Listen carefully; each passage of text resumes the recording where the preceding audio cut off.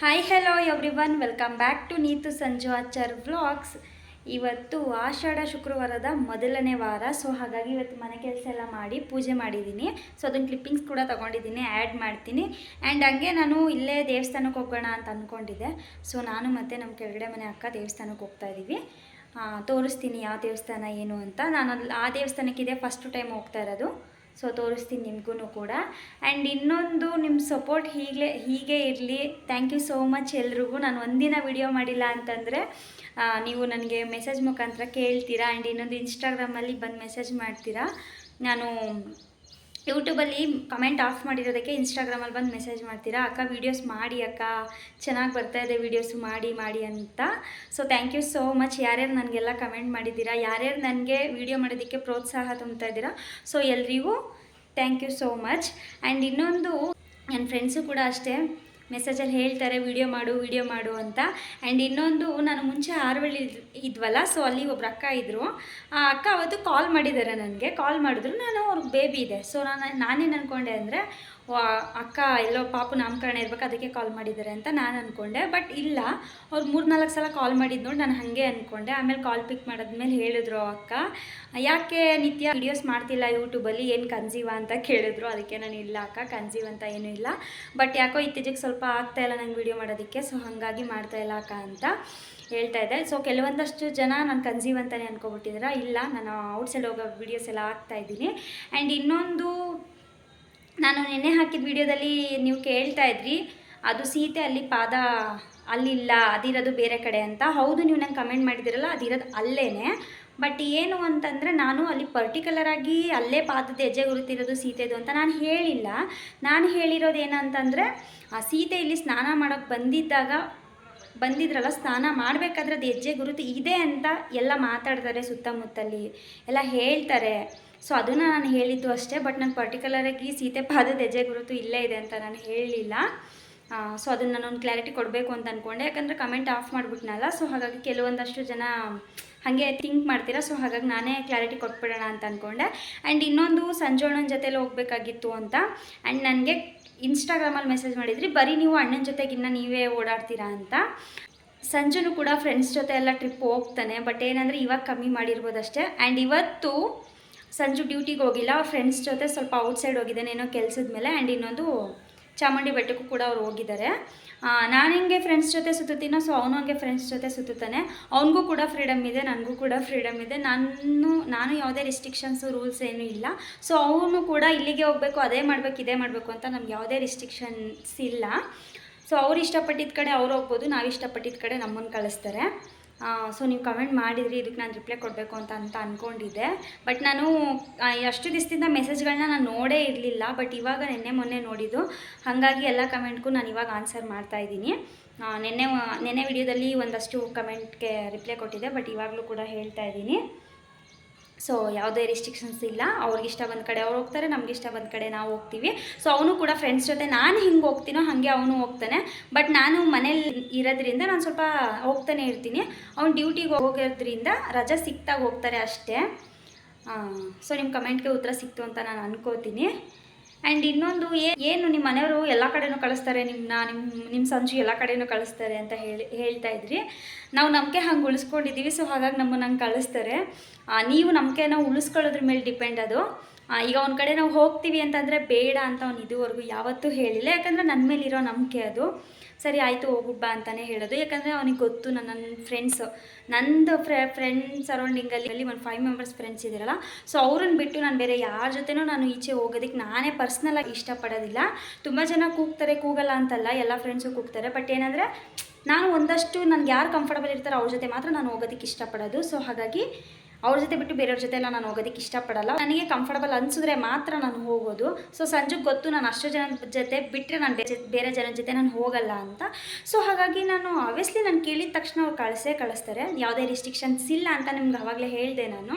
So ನಿಮ್ಮ ಕ್ವಶನ್ಸ್ಗೆ, ನೀವು ಮಾಡಿರೋ ಕಮೆಂಟಿಗೆ ಎಲ್ಲದಕ್ಕೂ ನಾನು ಉತ್ತರ ಕೊಟ್ಟಿದ್ದೀನಿ ಅಂತ ನಾನು ಅನ್ಕೋತೀನಿ. ಸೊ ನಿಮಗೂ ಕೂಡ ಉತ್ತರ ಸಿಕ್ಕಿದೆ ಅಂತಲೂ ಕೂಡ ನಾನು ಅನ್ಕೋತೀನಿ.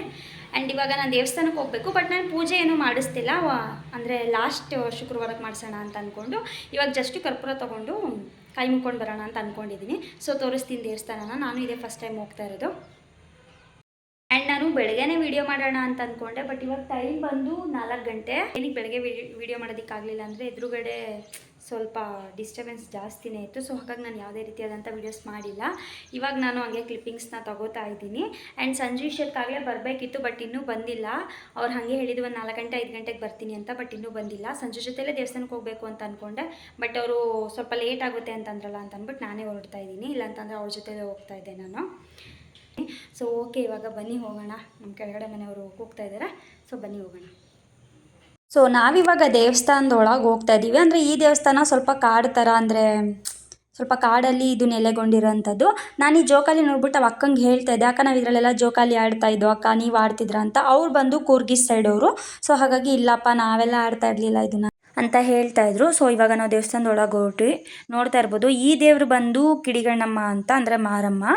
ನೋಡ್ತಾ ಇರ್ಬೋದು ನೀವು, ಇದು ಬೆಳಿಗ್ಗೆನೆ ಆಷಾಢ ಆಗಿರೋದ್ರಿಂದ ಎಲ್ಲ ನಿಂಬೆಹಣ್ಣು ದೀಪ ಹಚ್ತಾ ಇದ್ರು.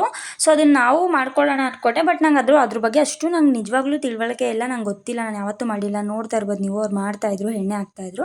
ನಾನು ಹಂಗೆ ಜಸ್ಟು ಕ್ಲಿಪ್ಪಿಂಗ್ಸ್ನ ತೊಗೊಂಡೆ. ಒಂಥರ ಚೆನ್ನಾಗಿದೆ ದೇವಸ್ಥಾನ, ಬಟ್ ಎಲ್ಲ ಮಳೆ ಬಂದಿರೋದ್ರಿಂದ ಎಲ್ಲ ಈಚೆ ಎಲ್ಲ ರಜ್ಜಾಗಿತ್ತು. ಬೆಳಿಗ್ಗೆ ಸಿಕ್ಕಾಪಟ್ಟೆ ಜನ ಇದ್ರಂತೆ, ಬಟ್ ನಾವು ಹೋಗಿದ್ದಾಗ ಜನನೇ ಇರಲಿಲ್ಲ. ಇದು ಮಾರಮ್ಮ ತಂಬ್ಕೊಡೋದು ಇಲ್ಲೇ ಅಂತೆ, ಅಂದರೆ ಅಮ್ಮ ಆಗಿರುತ್ತಲ್ಲ, ಸೊ ಅವಾಗ ಇಲ್ಲೇ ಅಂತೆ ತಂಬ್ಕೊಡೋದು. ಅಕ್ಕ ಹೇಳ್ತಾಯಿದ್ರು ಅವ್ರ ಪಾಪಗಾಗಿದ್ದಾಗ ಅವರು ಒಂದ್ಸಲ ಇಲ್ಲೇ ಕೊಟ್ಟಿದ್ರಂತೆ. ಸೊ ಈ ಕಲ್ಲಿಗೂ ಕೂಡ ಪೂಜೆ ಮಾಡಿದ್ರು. ನಾನು ಹಾಗೆ ವಿಡಿಯೋ ಮಾಡಿಕೊಂಡೆ. ಬಟ್ ಅಲ್ಲೂ ಕೂಡ ಕಾಣಿಸ್ತಿದೆಯಲ್ಲ, ಅಲ್ಲಿ ಕಾಂಪೌಂಡು, ಅಲ್ಲೂ ಕೂಡ ದೇವರಿದೆ. ಬಟ್ ಯಾವ ದೇವರು ಅಂತ ಗೊತ್ತಿಲ್ಲ ನಮಗೆ, ಸೊ ಅಲ್ಲಿಗೆ ಹೋಗಲಿಲ್ಲ ನಾನು. ಸೊ ಕಲ್ಲಿಗೆಲ್ಲ ಪೂಜೆ ಮಾಡಿದ್ರಲ್ಲ, ಹಾಗೆ ವಿಡಿಯೋ ಮಾಡಿಕೊಂಡೆ. ಆ್ಯಂಡ್ ಇಲ್ಲೇ 3 ದೇವಸ್ಥಾನ ಇದೆ. ನೋಡ್ತಾ ಇರ್ಬೋದು, ಅದೆರಡು ದೇವಸ್ಥಾನ, ಅಲ್ಲಿಗೂ ಕೂಡ ಹೋಗಬೇಕು ಇವಾಗ ನಾವು. ಸೊ ನೋಡ್ತಾ ಇರ್ಬೋದು ನೀವು, ಮಾರಮ್ಮಂಗೆ ಯಾರೋ ಈರುಳ್ಳಿ ಹಾರ ಹಾಕಿದ್ದಾರೆ. ಫಾರ್ ದ ಫಸ್ಟು ಟೈಮ್ ನಾನು ಈರುಳ್ಳಿ ಹಾರ ಹಾಕಿರೋದನ್ನ ನೋಡಿದ್ದು. ಸೊ ನಾವು ಪೂಜೆ ಎಲ್ಲ, ಅಂದರೆ ಮಂಗಳಾರತಿ ಎಲ್ಲ ತೊಗೊಂಡು ಈಚೆ ಸ್ವಲ್ಪ ಹೊತ್ತು ಕೂತಿದ್ದೋ ನಾವು. ಅದೇ ನಮ್ಮ ಕೆಳಗಡೆ ಮನೆ ಅಕ್ಕನ ಮಗ. ಸೊ ಈಚೆನೇ ಕೂತ್ಕೊಂಡಿದ್ದೋ ಸ್ವಲ್ಪ ಹೊತ್ತು. ಅಂದರೆ ಪೂಜೆ ಆಗ್ತಿದ್ದಂಗೆ ಸ್ವಲ್ಪ ಕುತ್ಕೋಬೇಕಲ್ಲ, ಸೊ ಹಾಗಾಗಿ ಸ್ವಲ್ಪ ಹೊತ್ತು ಕೂತ್ಕೊಂಡು ಬೇಡ್ಕೋತಾ ಇದ್ದೋ. ಇದೇ ಫಸ್ಟ್ ಟೈಮ್ ಅಲ್ವಾ ಹೋಗಿರೋದು. ಹಾಗೆ ನಾವು ಅಲ್ಲಿಂದ ನೋಡಿ, ಅದು ದೇವಸ್ಥಾನ ನೋಡಲಿಕ್ಕೆ ಮನೆ ಥರ ಕಾಣಿಸ್ತಾ ಇತ್ತಲ್ವ ನನ್ನ ಬ್ಯಾಕ್ ಸೈಡಲ್ಲಿ. ನಾನು ಸ್ಟಾರ್ಟಿಂಗ್ ಹಂಗೆ ಅಂದ್ಕೊಂಡೆ, ವೀಡಿಯೋದಲ್ಲಿ ಬಂದು ವಿಡಿಯೋ ಎಡಿಟ್ ಮಾಡಬೇಕಾದ್ರೆ ನೋಡಿ ಅದು ಮನೆ ಥರನೇ ಕಾಣಿಸ್ತೈತೆ ಅಂತ. ಸೊ ಇವಾಗ ನಾವು ನಮ್ಮ ಎದುರುಗಡೆ ದೇವಸ್ಥಾನಕ್ಕೆ ಹೋಗ್ತಾ ಇದ್ದೀವಿ. ಅಂದರೆ ಇವಾಗ ನಾನು ದೇವಸ್ಥಾನಕ್ಕೆ ಹೋಗ್ತಾ ಇರೋದು ನಾರಾಯಣ, ಅಂದರೆ ವೆಂಕಟೇಶ್ವರ. ಸೊ ಇವಾಗ ನಾವು ಒಳಗೆ ಹೋಗ್ತಾ ಇದ್ದೀವಿ. ಇದು ಒಂಥರ ಚಿಕ್ಕದಾಗಿ ದೇವಸ್ಥಾನ ಚೆನ್ನಾಗಿತ್ತು. ಈ ದೇವಸ್ಥಾನ ಚಿಕ್ಕದಾಗಿರೋದ್ರಿಂದ ವೀಡಿಯೋಸ್ ಎಲ್ಲ ಮಾಡ್ಕೋಬೋದು, ಅಂಥ ರಿಸ್ಟ್ರಿಕ್ಷನ್ಸ್ ಏನಿಲ್ಲ. ಬಟ್ ದೊಡ್ಡ ದೇವಸ್ಥಾನ ಅಂದರೆ ವೀಡಿಯೋಸ್ ಮಾಡೋದಕ್ಕೆ ಬಿಡೋದಿಲ್ಲ. ನಾನು ಇದನ್ನು ವೀಡಿಯೋ ಮಾಡ್ಕೋತಿದ್ದೆ, ಬಟ್ ಅಲ್ಲಿರೋ ಮಕ್ಕಳು ತುಂಬ ಸಪೋರ್ಟ್ ಮಾಡ್ತಾಯಿದ್ರು. ಅಕ್ಕ ವೀಡಿಯೋ ಮಾಡ್ತಿದ್ದಾರೆ ಬಿಡಿ ಅಂತ. ನಂಗೆ ತುಂಬ ಖುಷಿ ಆಯಿತು.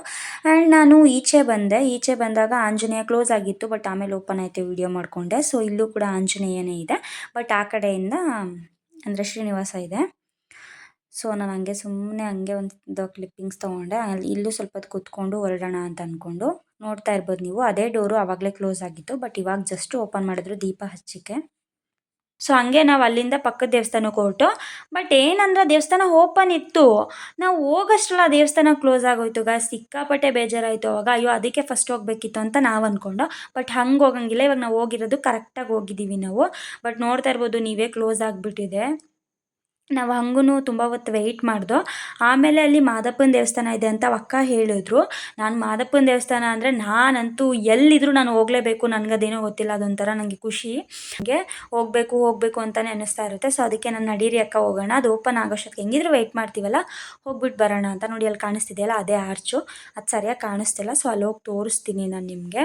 ನಾನು ಅದಕ್ಕೆ ತುಂಬ ಖುಷಿಯಿಂದ ಬಂದೆ, ಮಾದಪ್ಪ ಅಲ್ವಾ ಅಂತ. ಬಟ್ ಇದು ಕಾಡು ಒಳಗಡೆ ಇರೋದ್ರಿಂದ ದೇವಸ್ಥಾನ ಓಪನ್ ಇರಲಿಲ್ಲ. ಅವಕ್ಕ ಹೇಳಿದ್ರು ದೇವಸ್ಥಾನ ಓಪನ್ ಇರಲ್ಲ ಕಣೋ ಇಲ್ಲಿ ಅಂತ. ಅಲ್ಲಿ ಕಾಣಿಸ್ತಿದೆಯಲ್ಲ ಚಿಕ್ಕ ದೇವಸ್ಥಾನ. ಬಟ್ ಅವ್ರು ಹೇಳಿದ ರೀತಿ ಹೆಂಗೆ ಅಂತಂದರೆ, ಅಕ್ಕ ದೇವಸ್ಥಾನದ ಒಳಗಡೆ ಬಗ್ಗಿ ಫುಲ್ಲು ಗೂಡೊಳಗಡೆ ಹೋದಂಗೆ ಹೋಗ್ಬೇಕಂತೆ. ನಂಗೆ ಅದು ತುಂಬ ಲೈಕ್ ಆಯಿತು. ನಾನು ಮಾದಪ್ಪ ದೇವರು ಅಂತಂದ್ರೆ ತುಂಬ ಇಷ್ಟಪಡ್ತೀನಿ. ಅಂಥದ್ರಲ್ಲಿ ಈ ಥರ ವಿಶೇಷತೆಗಳು ಅಂತಂದರೆ ನಾನು ಇದ್ದಿದ್ದು ಇಷ್ಟಪಡ್ತೀನಿ. ಫಸ್ಟು ನೋಡಬೇಕಪ್ಪ, ಯಾವಾಗ ನೋಡ್ತೀನೋ ಅಂತ ಅಂದ್ಕೊಂಡು. ನೋಡ್ತಾ ಇರ್ಬೋದು ನೀವು, ಒಬ್ಬರು ಆದರೂ ಜನ ಇಲ್ಲ. ಒಂದು ಏನೋ ಅಂತಾರಲ್ಲ, ಒಂದು ನೊಣನೂ ಕೂಡ ಇಲ್ಲ. ಬಟ್ ನೋಡಲಿಕ್ಕೆ ವಿಡಿಯೋ ಮಾಡೋದಕ್ಕೆ ಸ್ವಲ್ಪ ಹೊತ್ತು ಪ್ರಶಾಂತವಾಗಿ ಕೂರಲಿಕ್ಕೆ ತುಂಬ ಚೆನ್ನಾಗಿತ್ತು ಪ್ಲೇಸು. ಆಲದ ಮರ ಎಲ್ಲ ಇತ್ತು, ವೀಡಿಯೋ ಮಾಡ್ಕೋತಿದ್ದೆ. ದೊಡ್ಡ ಆಲದ ಮರ, ಚಿಕ್ಕದೇ ದೇವಸ್ಥಾನ, ಅಂಥ ದೊಡ್ಡದೇನಲ್ಲ. ಬಟ್ ಆದರೂ ಒಳಗಡೆ ಅದು ನೋಡೋದಕ್ಕೆ ತುಂಬ ಚೆನ್ನಾಗಿತ್ತು. ಬಾಗಿಲು ತೋರಿಸ್ತೀನಿ ರೀ ನಿಮಗೆ. ತುಂಬ ಅಂದರೆ ತುಂಬ ಕೆಳಗೈತೆ, ತುಂಬ ಬಗ್ಕೊಂಡು ಹೋಗಬೇಕು ನಾವು ಅಲ್ಲಿಗೆ. ಇಲ್ಲಿ ಯಾವಾಗಲೂ ಜಾತ್ರೆ ಮಾಡ್ತಾರಂತೆ, ಸೊ ಅವಾಗ ಮಾತ್ರ ಅಂತೆ ತೆಗಿಯೋದು.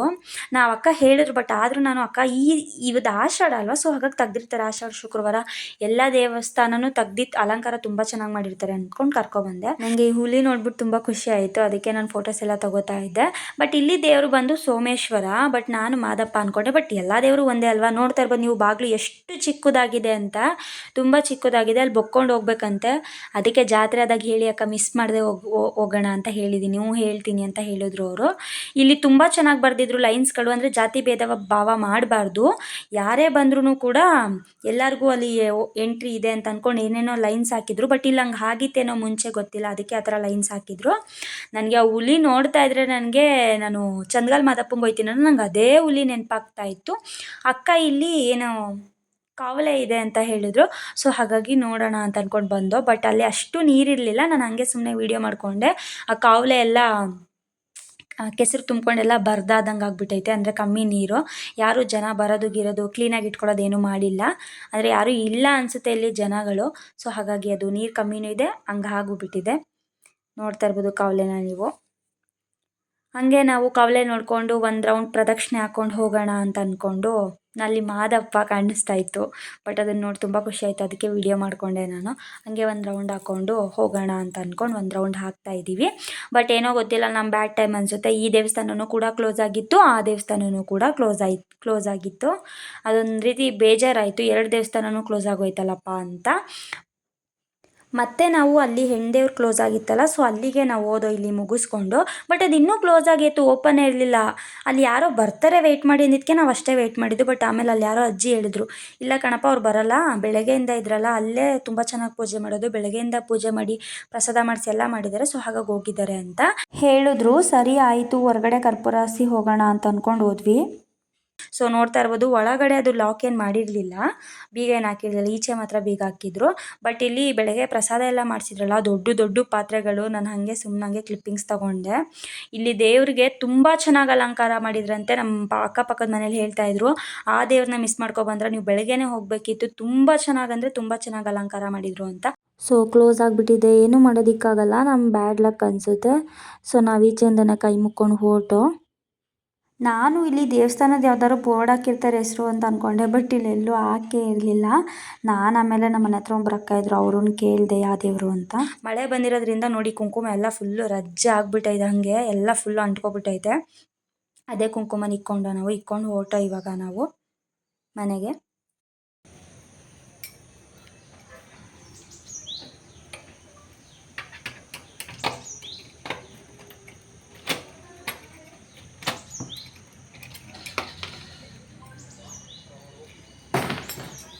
ಗೈಸ್, ನಾನು ಆವಾಗಲೇ ದೇವಸ್ಥಾನಕ್ಕೆ ಹೋಗಿ ಮನೆಗೆ ಬಂದೆ. ಬಟ್ ಆದರೂ ಇನ್ನೂ ಸಂಜು ಬಂದೇ ಇಲ್ಲ. ಕಾಲ್ ಮಾಡಿದ್ದಕ್ಕೆ ನಾನು ಬರ್ತೀನಿ, ಕೀ ಇಟ್ಬಿಟ್ಟು ಹೋಗಿರು ಅಂತ ಹೇಳಿದ್ರು. ನಾನು ಕೆಳಗಡೆ ಮನೆ ಕೀ ಇಟ್ಬಿಟ್ಟು ಹೋದೆ. ಬಟ್ ನೋಡಿದ್ರೆ ಇನ್ನೂ ಬಂದೇ ಇಲ್ಲ, ನಾನೇ ಬಂದಿದ್ದೀನಿ. ಇವಾಗ ಕಾಲ್ ಮಾಡಿ ಕೇಳಬೇಕು ಎಲ್ಲಿದ್ದಾರೆ ಅಂತ. ಅಡುಗೆ ಕೂಡ ಮಾಡಬೇಕು. ಇವತ್ತು ನಾನು ವೆಜ್ ಫ್ರೈಡ್ ರೈಸ್ ಮಾಡೋಣ ಅಂತ ಅಂದ್ಕೊಂಡಿದ್ದೀನಿ. ಸೊ ಮಾಡಬೇಕು, ಸಂಜು ಬರಲಿ ಆಮೇಲೆ ಮಾಡ್ತೀನಿ.